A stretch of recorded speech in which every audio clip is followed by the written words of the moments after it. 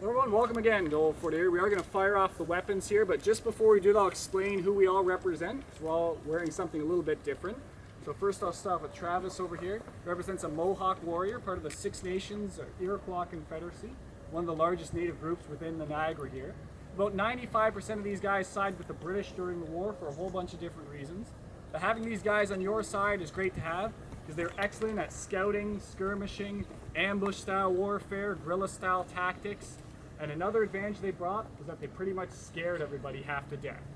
Because of 200 years of racism and propaganda up to that point, if you're a young man living on the eastern seaboard of the United States, good chance you've never seen the native warrior before. And the only thing you know about Travis here are those boogeyman stories you've been told that depict him as a 10-foot tall, fire-breathing monster.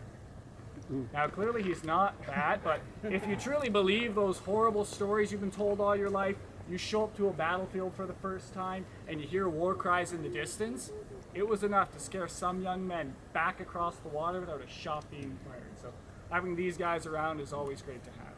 Next we have a few of the American forces here, myself and those two guys over there. This one here in the middle represents a member of the U.S. Artillery. So these guys are in charge of operating the cannons and so forth around here. But before they can operate the cannons, they had to be trained as regular infantry first with a musket. Then they had to go to school to learn chemistry, physics, and math, and a whole bunch of other subjects like that. Then they were trained on the ground as proper gunners. They had a lot of training throughout their career. And their uniform, compared to the British Royal Artillery at the beginning of the war, was pretty much the exact same uniform.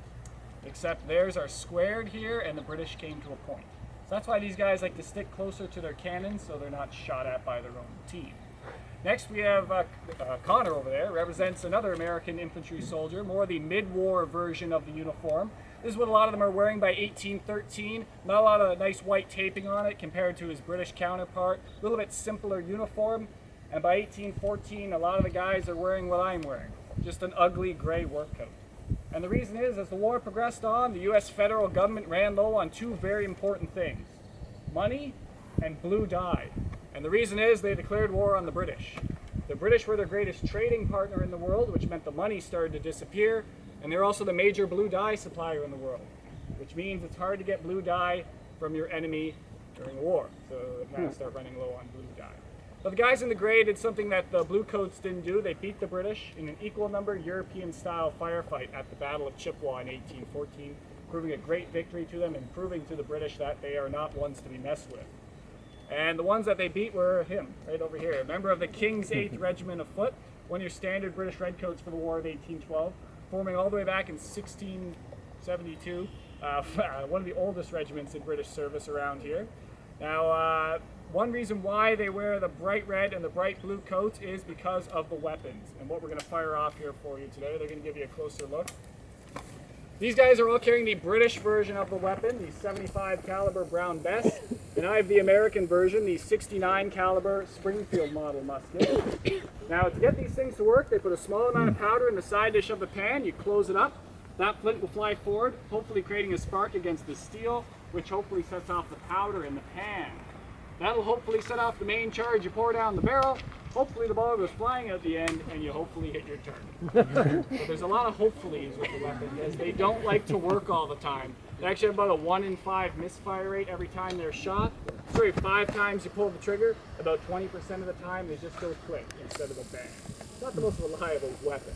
Second problem is these things aren't very accurate.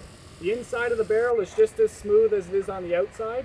The ball can kind of bounce back and forth and fly off in whatever direction.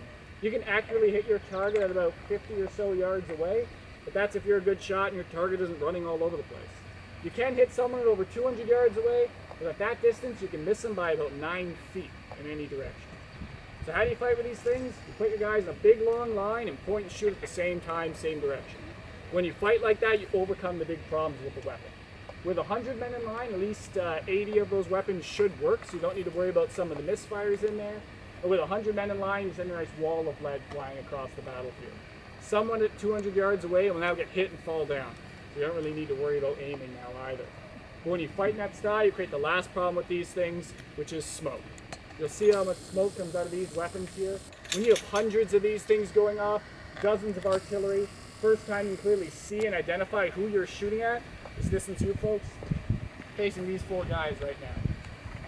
This doesn't give you a lot of time to identify the men marching through that smoke as your friend or your foe. And the rule of warfare is just shoot first and ask questions later. That way you will live through the battle. That's why it's a great idea to wear a bright blue coat for the Americans or a bright red coat for the British, so that you're easily identified on the battlefield. Because when it's red team versus blue team and you wear the team colors, only half the battlefield will try to shoot at you.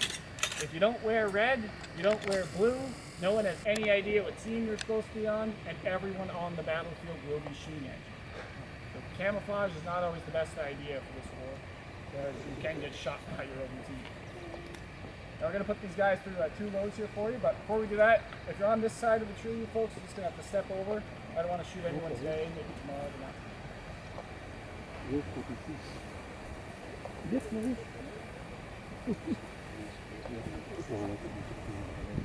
Different charge. Oh! Handle, cartridge. One of the first steps, you pull out that tube full of gunpowder, you bite off the end and spit it out at your enemy. Fine. A small amount of powder goes in the side dish of the pan, and then they'll close that up. Cast them out, and the rest of the charge goes down the muzzle of the weapon. Powder, paper, ball, you just throw everything straight down. Draw. Ramrod. Ramrod. Cartridge.